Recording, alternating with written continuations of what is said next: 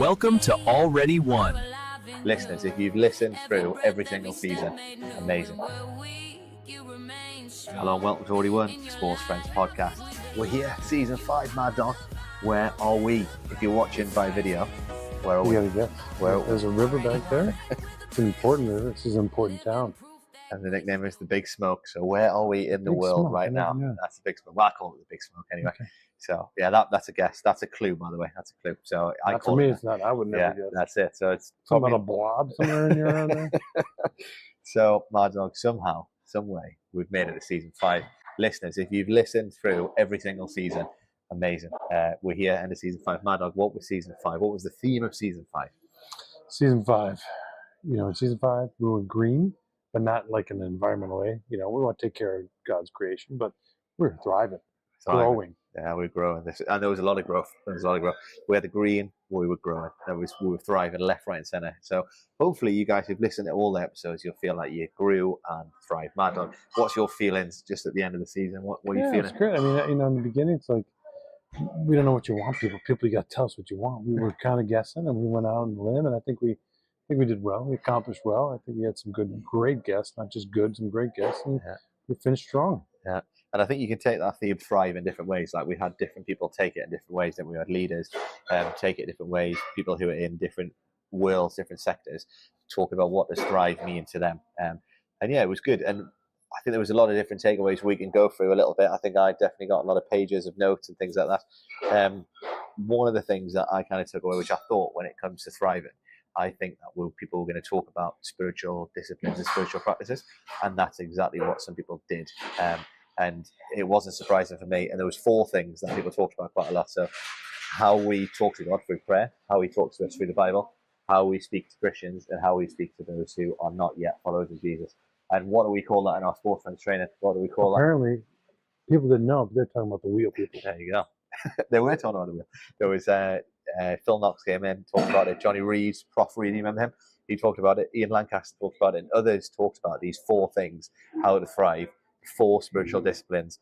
They talked about the wheel. We used that in our level 2 training, and I thought that was quite interesting. So yeah, another thing I think for me was around intentionality. We had people talking about how do they thrive, intentionally incorporating things in their life. So Eric Dewey talked about how he intentionally combines physical practices with spiritual practices. So on the exercise bike, listening to a sermon, prayer, walking, this kind of thing. So I think to truly thrive, it involves intentionality. And that was good. So yeah, were you surprised at people's kind of definition of thriving, or? Well, we would continue to ask them what was already one mean to them, and it's always good to be reminded of what it means as a Christian, as a faith leader, as a person of faith in sports. Already won. Whether or not we win the game, we won the competition for our soul, for our life, and that's through our faith in Jesus. So yeah, identity secure. Well, what I was really interested in is that a lot of people talk about their adversity and things that actually people would look at them and think, oh, they're thriving, but actually they've been through quite a lot of stuff. And someone said this to me, said, a plant, does it grow more in a greenhouse, or does it grow more outside where the wind is like crazy and stuff like that? Where does it grow more? Does it grow more in the greenhouse, or does it grow more outside? What do you think the answer is? In the greenhouse. So the greenhouse, it's safe, it's comfortable, controlled. Yeah, but actually, it actually grows more on the outside because the wind. That's what I said. Yeah. On the outside. He wasn't listening. You people were listening. But it was because the wind and the sun and everything, it batters it. But actually, in the midst of those conditions, more growth happens. So I was like, oh, actually, sometimes you could think, you're in the greenhouse metaphorically, right? I am in a greenhouse. You're in the greenhouse. You sit in a nice, comfy church, but actually. You know what? You actually grow through adversity. You grow through when the wind is rough and when the sun is beaten down. Actually, it's in those conditions that actually growth happens. And I think Eric Dewey talked about it quite a lot. He talked about there's some sort of principle that God uses to stretch you, and that is in the midst of that. That's when growth happens. And it's like an uncomfortable thing, but actually growth happens. So yeah, I was really hit by that. That actually growth doesn't always happen in the greenhouse. It grows through adversity, it grows through challenge, it grows through pain. And that's sometimes what God uses to grow you in your life. And I think both of us can attest to that, in those times. I think Ejiro was the same way, his losing his mother at a young age, not having her around. Wait, pause. It's her mother, right? Not her father. His mother died, yeah, that's it, yeah. not having her around, and then having this father who trying to raise kids in a different context, left their culture back in the U.S., back in the U.K., now in the U.S., and trying to fit in, and ultimately a coach kind of saw the need to help be a father figure, and it took off from there. So adversity again built some character, built some values as well. Yeah, and it was clear with Ajero, he's kind of worked in so many different organizations, right? But a lot of people respond well to him, and he's used that like challenge to then help him with his empathy and with the guys that he coaches. Tell the truth. That's it. Tell the truth Monday. that was one of my favorite moments. Tell the truth Monday. That each of us can use a tell the truth Monday, just personally. Tell the truth, people. Tell the truth Monday. What went right, what went wrong. But in that, it's like brutal honesty, because they know, in the NFL, the next season's not promised, right? So you have to tell the truth, because how many games are there in the NFL? 16? Yeah, well, now there's 17. 17, right? no, 17. So you've got that many games. If you are not brutally honest in one of those game weeks, you're not gonna grow. There's not gonna be real growth, is there? So actually, that environment is forcing them to do that. But I think sometimes we're called to speak the truth in love. I think that's a really good challenge for us to tell the truth Mondays. So good. Was Ajero your favorite guest, do you think? Probably. Yeah. I mean, he was. I met him before in our Sports Friends fundraiser thing, and it was great to just talk to him, and then have that time again, hear more about what his career, more about his life, just the different teams he's been on. And he's been on one of the best teams, and they didn't want him. That's fine. Stuck with Carolina now. That's okay. We'll endure that. But he was at Green Bay, so he's got props for there. So that was good. It's good to hear from someone who's kind of their background. We've both been in Nigeria. I lived in Nigeria, so it's good to see and knowing that his father wants the best for his kids, and now look where he's at. He wants the best for his family as well, but also for his players. So yeah, for sure. And we train coaches right within Sports Friends. We do. He was a coach at the highest level, and I love I just love gleaming from him around. What his coaching philosophy is. How does he coach? And actually, there's so many biblical principles in what he does, right, and how he coaches. So. And it was rich. That was a rich episode. So so you went last episode. I'm going to go first episode. So we had Phil Knox come in to start with. So Noxie, Fort Knox. He didn't know it, but that's his nickname. They're dropping the gold bars in Fort Knox. So the Fort, he said, was the nickname, wasn't it? Yeah. For me, Phil Knox was like someone who talked about. He was an evangelist at heart, but there were so many ways to thrive. And he talked about the seasons, that God sometimes takes you through different seasons. Sometimes you feel like you're in winter. Sometimes you feel like you're in spring or summer or autumn, But actually, in those seasons is where actually you can look back and see this is where the Lord's been at work in our lives. And, sometimes we don't like it when we're in winter. It's hard and it's tough. But actually, remember back to season 4, More Than Gold, the very struggles, things, the very trials that God sends to refine us, to make our faith be more than gold. And Phil talked about how recently he'd experienced loss of friends and different things that he went through. But then that was exactly how God works in those seasons, So I think if you want to listen to bookend the episodes, right, get your ears around Phil Knox, Fort Knox, and Ajero, because two guys who are just beginning to the end. So the bookcase, they are the. We're the placeholders, right? So we did the launch, and now we're doing the wrap up. So that's it. We're the book. We're holding it together. That's it. Yeah, just barely holding it together, people. There we are. But I think you like Phil as well, because he does a lot of advocacy. He works for the Evangelical Alliance. Yep. Yeah. Freedom of religion and religious freedom. I think it's crucial, not just in the sports realm. We think it's you can go to a team, you can have a prayer. You see a lot of teams at the World Cup, they're gathered around the center, they're doing a prayer. Some of them aren't, but some are. But it's like, is that commonplace? Is that even allowed in some cultures? So having those kind of concepts off the sports field as well, like where we work in difficult places, do they have the ability to be a Christian in a spot, a place where Christianity is not looked upon as a religion of hope, So no, it's fascinating hearing from Phil. It works with the Evangelical Alliance, uniting Christians, churches to basically to unite and advocacy stuff as well.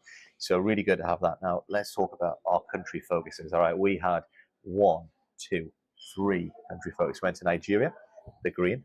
We went to Peru with Natan, and we went to Ethiopia with Asra. Ben never did. They couldn't shoot threes. No ice in his veins. There you go.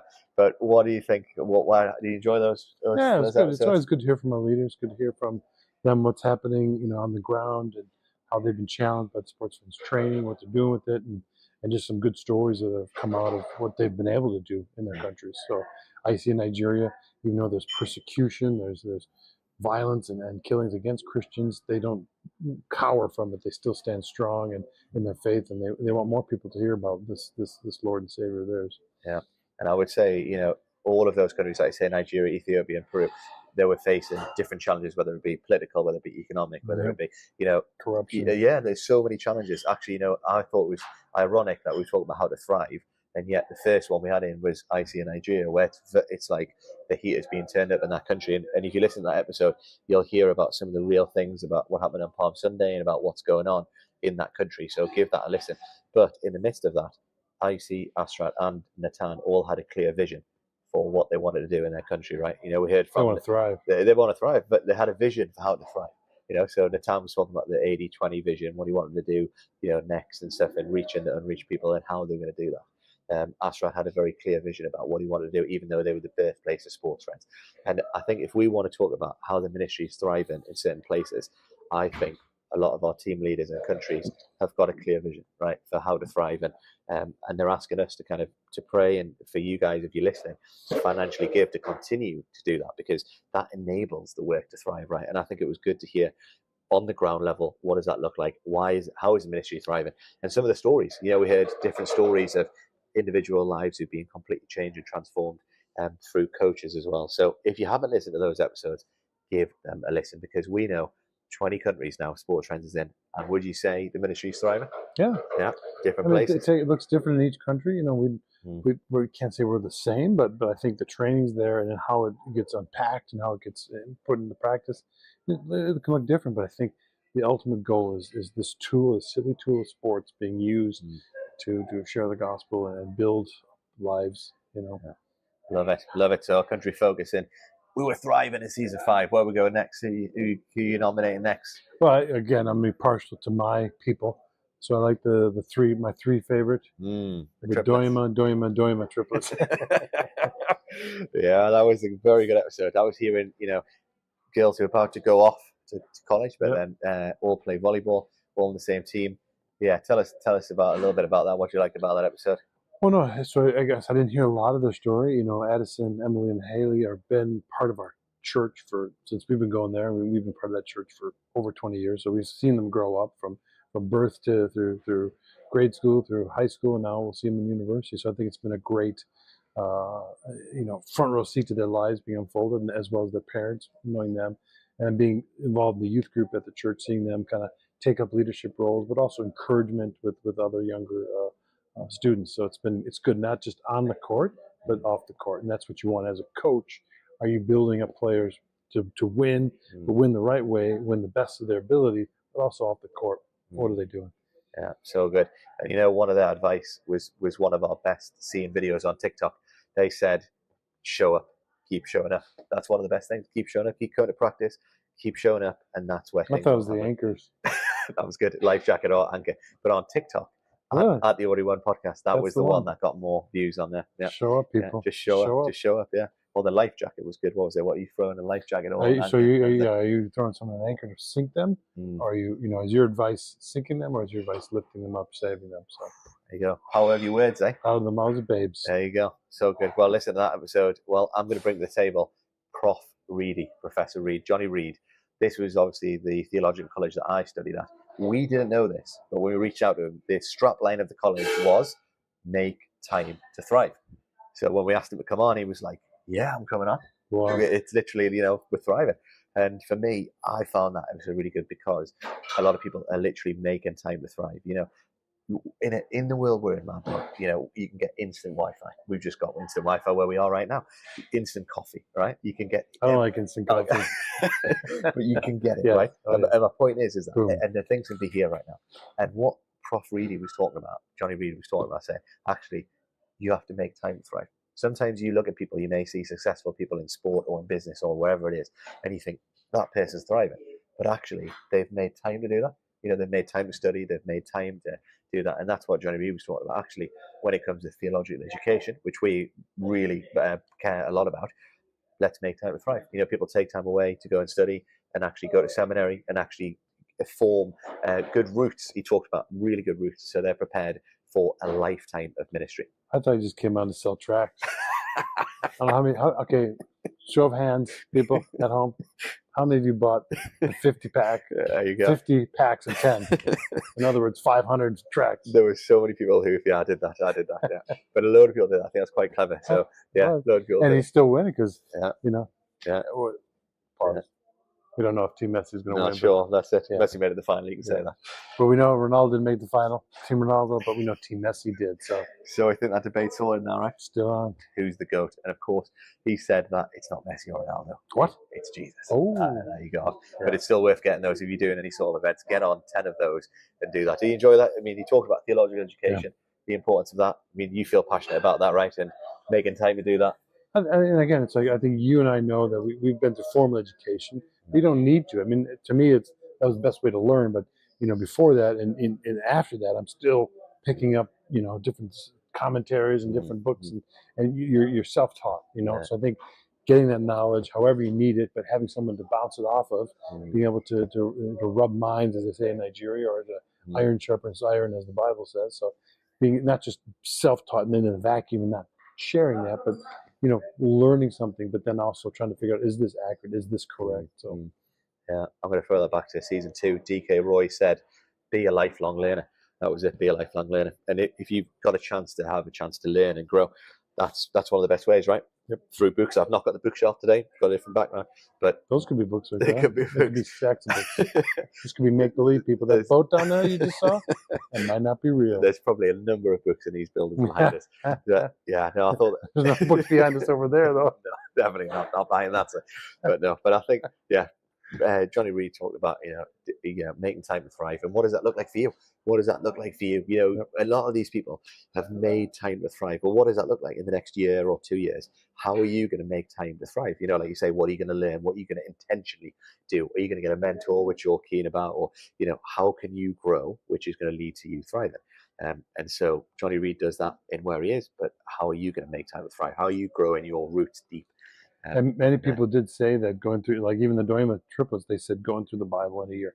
I've got my app. This is probably the 3rd or 4th time I've gone through it. The best, most easiest way, like picking up a Bible is great. I want to do that, and I do that. But having the app handy kind of keeps you marking, keeps you, challenge you to do the best for you today. So, so good. Right, I'm going to the beanbag next. Go to the beanbag. Ian Lancaster, remember the beanbag chair? Beanbag chair. Barely. Yeah. Tell me about it. So Ian Lancaster, director of mission of Christian sport, talked about the beanbag, about just relaxing into a big beanbag chair. And then he broke, but then he had to get a new one. But he was talking about resilience, and actually, at the end of the day, it wasn't a resilient beanbag. It wasn't resilient, but the picture was, if you go into it, it's like you're just relaxing, knowing that God's got it. And actually, he stood the test of time for a long time in the organisation that he's in. And one of the ways he did that is to just let go of what we can do and actually trust that God's sovereign in it. And again, he talked about loads of things, different practices that he does, how he thrives. He talked about how the church leaders thrive, how he thrives in the Christian sport. Again, they have a thing called the game plan, which is basically like a 5-year plan, and that helps them thrive. Again, I think there is a thing around, I think it's in Habakkuk chapter 2, where it talks about like write the vision down, write it plainly, because it can be read on the run. And there's something powerful about writing down your vision and writing down your goals and what you want to achieve. And running. Exactly, and running. But without that, then it's like, how do you know what you want to achieve if you don't write it down? And so Christian sport about a game plan. He's the director of mission. And I think they are, again, intentionally thinking about how, as an organization, do they thrive. So yeah, loads of things there from Ian Lancaster. That was one of my favorite episodes ever on there, because he trained me a long time ago, when in 2015 I think it was, and the guy and the whole of the organization trains people, and we love training. So, and some of our training, Pray Play Say, you discovered, right, was through Christian sport as well. So thank you, Lanks. Enjoy that one, Mad Dog. Who are you bringing up next? Well, I mean, we talk about another American, but living, I was going to say something in England, but yeah, Eric Dewey was great. It's always good to see someone outside of their comfort zone, leaving the U.S., finding a calling on his life to serving in a. I mean, some people wouldn't think this is a mission field, but it is. It is. So it definitely is. Yeah, that's it. And so what Eric, he gave us 10 tips. Remember, I told him the 10 Oh my tips. Remember goodness. those? Yeah. The 10 tips. But Don't ask me even two. you'll have to go back and listen to it, just like you listeners. Yeah. You have to go back and listen to it. Yeah, that's it. The top 10 from Eric. There was so much practical stuff in there which he'd like learned, and he works for Gem, and like you said, being a missionary, he's really learned about what does that look like, incorporating spiritual and physical disciplines. I remember he said, "We are the project." Remember he said that, like God's at work in you, you are the project, and he's always working in you. So yeah, again, someone who intentionality was the thing that I think was massive. Love that boat going past there, by the way. Sponsored by someone we can't say because I'm not sponsored by them, but it's hilarious. But You should tell them, hey, we got your boat run to the back. Can you drop us a couple $100 for some free rides? And if you're listening, you don't have to sponsor us because we've got an announcement coming at the end of this. Stay tuned at the end because we've got a big announcement. No one's going to be there. Well, if you stick around, you will. That one person who sticks around, Herschel or Bob, you'll hear it. Okay, thanks, man. So Eric, brilliant. Right, I'm going to go to Malawi. We had Jazz Speaks. We had a musician. Remember making it big. That's it. Next big thing. Next big deal. That's it. Yeah, the roller. There you go. There you go. Now, to me, he was talking about what does it look like to thrive in music. You know, we don't just get sports people. We don't get just we're holistic people. Holistic. We're getting musicians. So if you haven't listened to Jazz Speaks, give him a listen. If you haven't subscribed to him on YouTube, what are you doing? Stop this podcast, subscribe to him, follow him on all different platforms because he's the next big deal, people. He's the next big deal. He's released an album. And you were interested about Malawi as well, right? Just the context around that, a little bit around how does he thrive? Yeah. I mean, the big thing for me was I think he needed people to help him build his platform because he needed to thrive, you know. But he comes from a fatherless. Yeah. Like he lost his father. They were moving. They lived in basically an orphanage. Yeah, it was an orphanage. Yeah, you know, it was a place. Yeah, fear of missing out people. No, it was a great place to develop. And thank God he did because he was able to have resources and networks within that to now see that his passion is music. So yeah, that was good. And I think he needs other people to build a platform, and we need others, right, to help us thrive. You know, you can't thrive by yourself. You need others, and particularly, I think in your church is a place we thrive. You heard about the triplets thriving. We talked about all of our sports friends team through the local church. You know, Phil Knox talked about working with churches. Ian Lancaster talked about it as well. Everyone talked about the power of the church and making sure that's where you can thrive in a church, being rooted in the church, which is great. So we've done. And funny enough, when Sports Friends launches and leads our level 3, that's the whole focus. That's it. Through the church, the manifold wisdom, this multifaceted wisdom of God. Yes, it's coming from individuals, but it's through that church, the local church, the body of Christ. Yeah, love it. So level 3 is coming. It's called Wider. And we've got a 4-corner plus. So if you are a Sports Friends coach or Sports Friends staff, that's coming very soon. So that's our next thing that we're rolling out, level 3. Just exactly what Carl said there. And if you're a supporter or listening to the work, then we'd love you to be involved with it as well. And we're going wider. So we went deeper and now we're going wider. So deep and wide. We got a song. Deep and wide. Do you remember that? Did you hear that? Oh, no, that song. That's a miracle. Really? Deep and wide. Right, there you want go. to sing with people? Deep and wide. Fountain flowing. I just cannot wait for that to be unveiled at the global gathering. That is going to be amazing, deep and wider, and all of us singing that song. That's going to be amazing. 2028, deep and wider. Absolutely love it. Cool. Well, there's only one other guest we haven't mentioned, Jacob Mertens. Oh, Jacob, part 2. You know, part 2. He's part 1, came back from part 2. So it's like, you know, it's good. It's good to have him back because he's changed from the Houston Texans now on his own with Empower. Just great, you know, to hear about his life, what's doing, you know, getting settled with the family and trying to, you know, keep that balance going, but also trying to build people, not just physically, but spiritually as well. Yeah, and how do you thrive? Eating the right things. So if you want to know some nutrition advice, give that a listen. It was episode 4 on season 5. But if you want to listen to his first one, he was way back in the other season. So remember, I think 2 was is blue. Was he 2? Yeah. I think it was blue. You think it was blue? Yeah. Yeah, there you go. So you can listen to season 1, which was all about in the red. We were getting started. They weren't in the red. I mean, we're in the red, but we ain't got money. Yeah, that's it. Season 2 in the blue was Coach Focus. Season 3 was Game Changers in the white. Season 4 was More Than Gold, and season 5 was Thrive. So we got the gold. Now we got the green. People. That's it. Green is flowing. It's flowing back there. If you're watching on video, it's a little green. It's flowing there. Should we tell them where it is? Yeah, I guess so. Okay, so you made it to the end. It's London. So That's why I said I call it the Big Smoke. So, and that's why Never heard of that. Big Smoke. I call it Big Smoke. You But, called it. actually, yeah. No one People else? from Anyone else? Newcastle, People over yeah, here? we should ask them. Do you call it the Big Smoke? People from Newcastle call it the Big Smoke. Oh, okay. So, well, I do anyway. So, there you go. Well, what do you call London? What's your nickname? Stick it in the comments. Stick it in the chat. We've enjoyed it, Mad Dog, but we did say we had an announcement to make. So, if you're listening, yeah, if you're still listening, if anyone's still listening, here you go, people. Tell your friends. Oh, I mean, just kidding. Yeah, tell your friends. Tell your friends, tell your parents, friends that this is it. It's the last episode. Last episode. In this format, I've already won. Myself and Kyle, this is it. We've done 5 seasons. We've loved it. We feel like we've interviewed some amazing guests. Over 75 different guests we've had. Yeah. Imagine 75. Amazing. Imagine the wisdom. A lot of wisdom going on. So much wisdom. There's got to be a movie or documentary coming out soon on us. Or a book. Yeah, a cookbook too. There could be a book coming.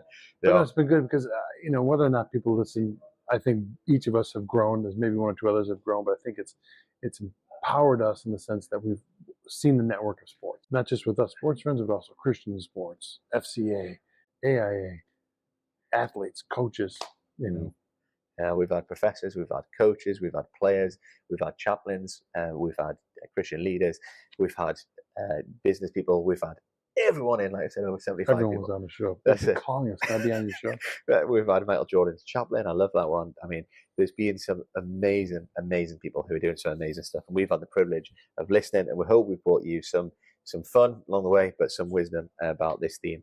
Already won, and I think that is the biggest thing. That no matter what happens with any sport, remember we've got that ultimate victory that no one can take away from you. So remember, guys, you've already won. Thank you for listening. Thank you for being part of this journey. In this format, we're finished. We've already won. But keep doing what Mad Dog finished. What have people got to keep doing? Well, because it's the last one, just tell everyone. I'm not even going to start with your friends, parents, friends. Just tell everyone right now. Go back. It's like a little time capsule. They're out there. You can go back and listen to them at your leisure. Go to the TikTok, catch a little reel, whatever you need to do. Just that's it. Do it. You've already won.